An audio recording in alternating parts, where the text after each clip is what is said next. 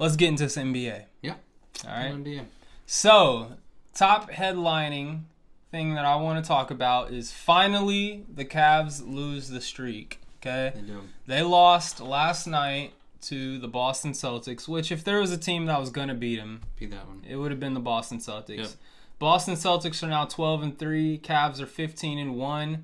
They beat them 120-17 or 117. So it was a real tight game. I mean, I watched the entire game. Me too.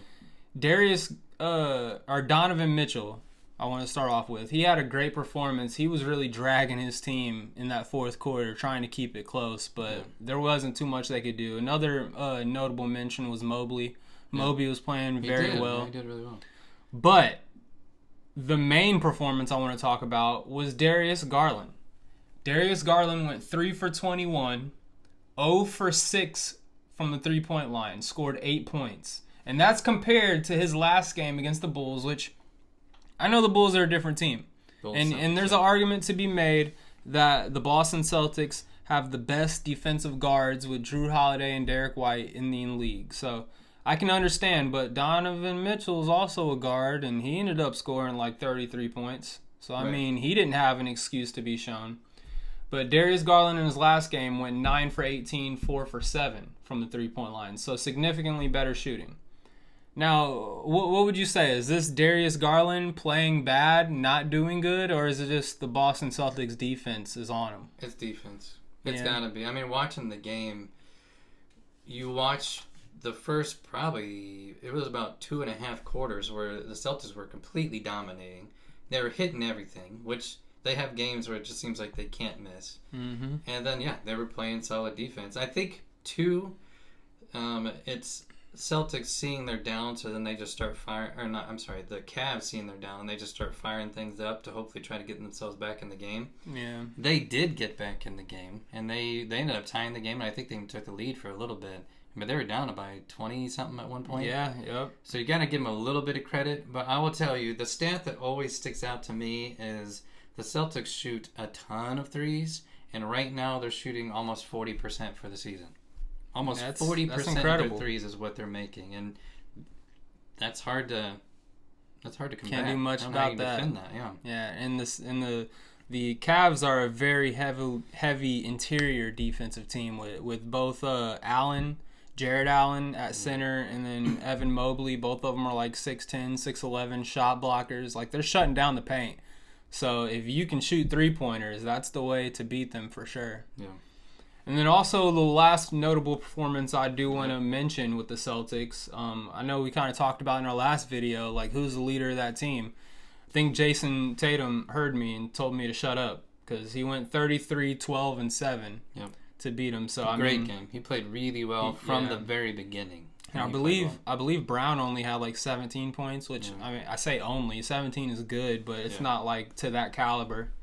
So good job to the Celtics. I mean, you're losing to teams you shouldn't lose to, but you're beating the teams that show that you are still top dog. So and still a lot of season to go. So we'll see. We'll see what happens. Speaking of a lot of season to go, it's a little too early to call, but I do want to discuss some of the rookies that we're seeing. Yeah. Because there's some solid players right now that are doing really well. Probably my favorite, and I've watched him. I actually follow him on Instagram. I've kind of seen like his come up from Duke, is Jared McCain for the 76ers. Yeah. He's done...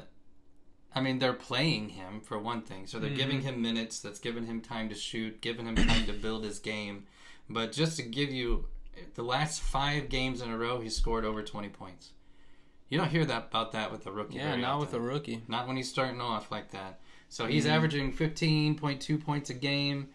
And I tell you, he's a fun guy to watch. And I would keep my eye on him because I think he's going to have a really good season if he can stay healthy.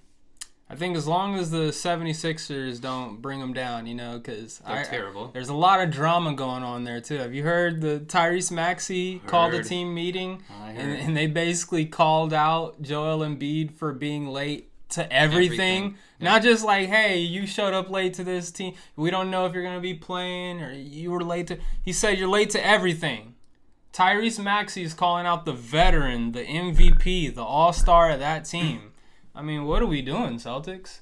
And hopefully a player 76ers. like Jared McCain, doesn't succumb to that type of leadership in that locker room. Hopefully he goes more under the wing of Tyrese Maxey, it appears. Yeah.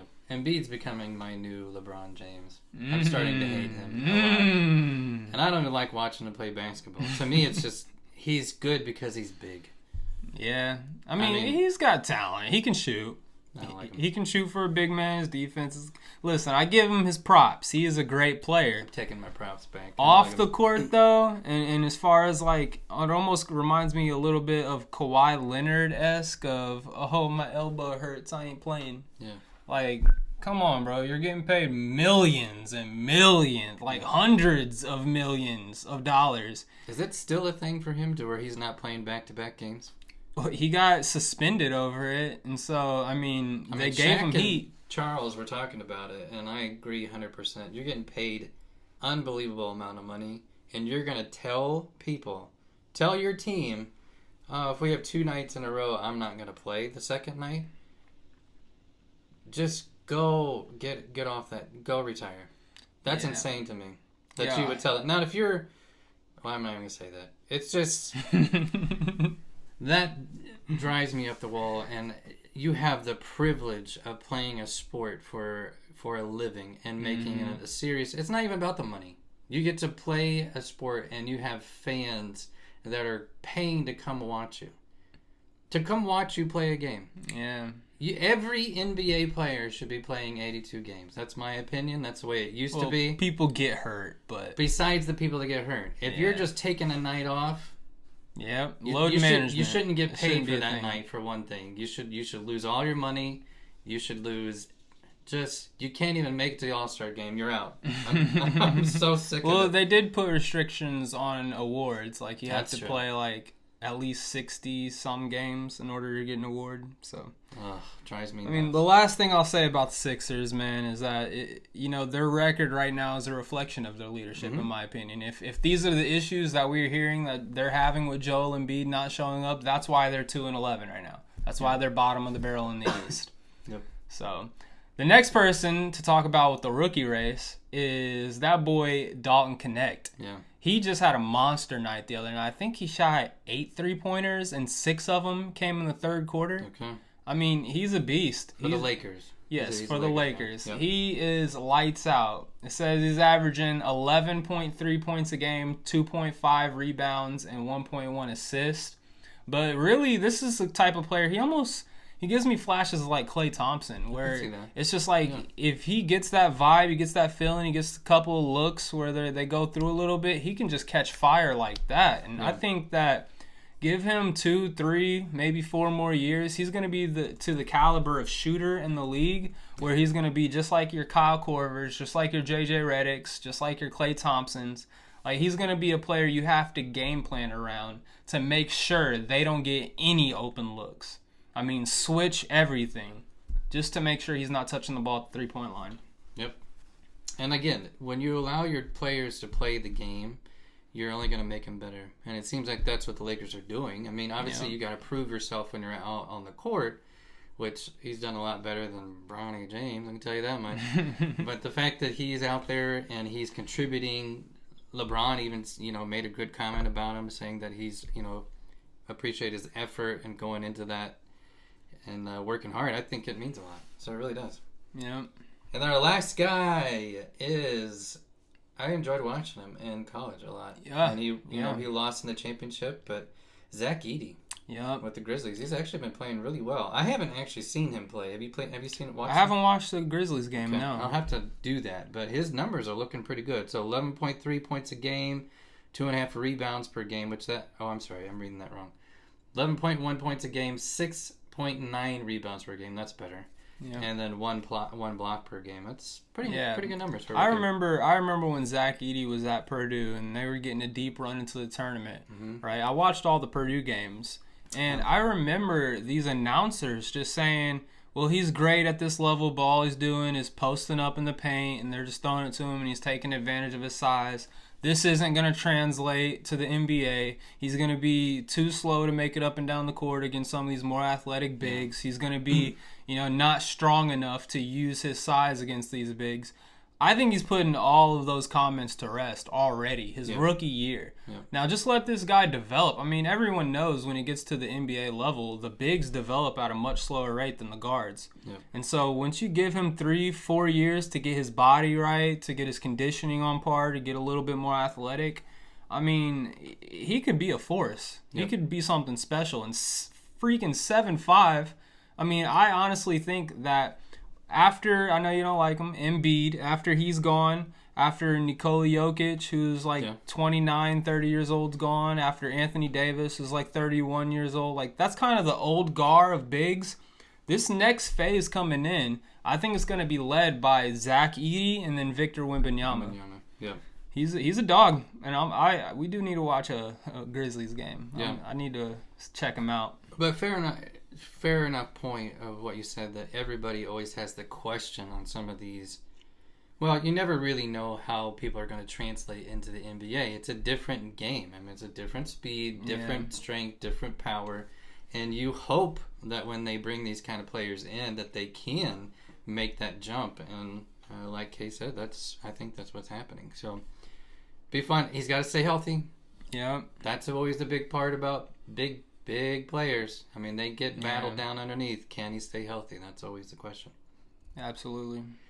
Last point. It's more of a question than anything else. So I read a little bit about this. Is the NBA is considering a new all-star format. Mm-hmm. And let me be the first to say they need to figure something out. Yeah. Because it is horrible. I mean horrible. Everything about it except maybe the dunk contest and maybe the three-point shootout.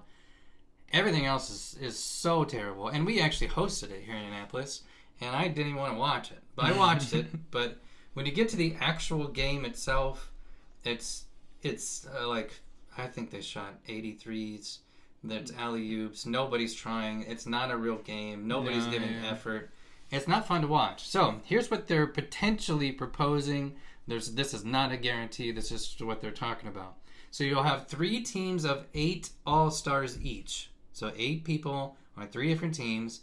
And then the winner of the Rising Stars game, those 4 teams will play each other. Okay, so you might have like 1 versus 3, 2 versus 4. They play, and then the winner of those 2 play for the All-Star Championship. I mean, what do you think about that? Well, I mean, the first question I would have is how are they organizing these teams? I mean, if it's a draft basis where you have, 3 team captains and then a rising star captain and they get to pick out of the league, I mean, or whoever's getting the votes, really. If they get to draft it that way, I still think it's going to be a vibe where it feels like you're just playing with your friends and it's not going to be anything serious. And even if they don't do it that way, even if it is drafted, like the one thing that I always go back to when it comes to the All-Star game is like, when was the last time the All-Star game was fun to watch? And to 90s. me, it was when it was the East versus the West battling it out, when they still had their team jerseys on and they were there representing their city, but not only their city, representing the East or the West of the NBA. Right. And it almost felt like this is more of a rivalry. Yeah. Like there was a little bit of oomph to it with them changing things to being able to have team captains and picking their friends to their side. And I mean, like you said, it's all 3-pointers and alley-oops and like players laying on the floor so they don't get dunked on. Like, what are we doing? It's not entertaining to watch. Mm-hmm. People don't appeal to the flashy dunks that you could do. Like, if I had an 8-foot court, I could probably do that. You know what I'm saying? Like, maybe you could. But no, people want to watch competition. Yeah. That's what they enjoy watching. People competing, battling against each other. And what the All-Star game is supposed to represent is the best of the best going at it. Yep. So, I mean, how do you fix this? I know you talked about with the MLB, they do like home court advantage in the finals. Yeah. Like, so based off, so I mean, I'm not saying it's the best idea, but baseball was having the same issue to where there was no competitiveness within the All-Star game. And so what they did is whoever wins the All-Star game has home field advantage for the World Series. Now, I'm not saying basketball should do that, but that might create a little bit more competitiveness. But it just takes me back when you watch like the Olympics, for example. You see the USA team competing against all the other nations. and you just watch them step it up to a completely different level. Yeah. I mean, and the games were super competitive. There was no guarantee that the USA was going to win. I mean, you had Steph Curry having to hit three-pointers at the end of the game that were ridiculous shots in order to win that gold medal.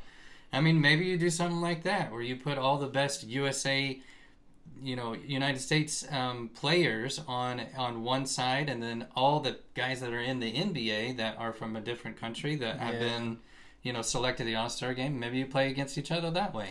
I wonder what it would look like, though. Like, how many... It may not be balanced. Yeah, because here's the thing. I would say there's probably a lot more international players at the top nowadays than there are American players. That's a topic for maybe next time we discuss. Do a little comparison, because that would be something to look at. That would be interesting. For sure. Yep. So, interesting format for how this All-Star game, how they're trying to get it to play out. Yep. Like I said, if they're trying to encourage viewership and encourage people to actually, enjoy watching the game, I don't think this is it. I don't think this tournament style is going to be the answer. Yeah. What do you guys think? I mean, leave us a comment on maybe some of your ideas of what you think should happen in the All-Star game. Yeah. We'd love to talk about them, because we all agree something needs to be different. We just maybe don't have the best solution to what that is yet. Yeah.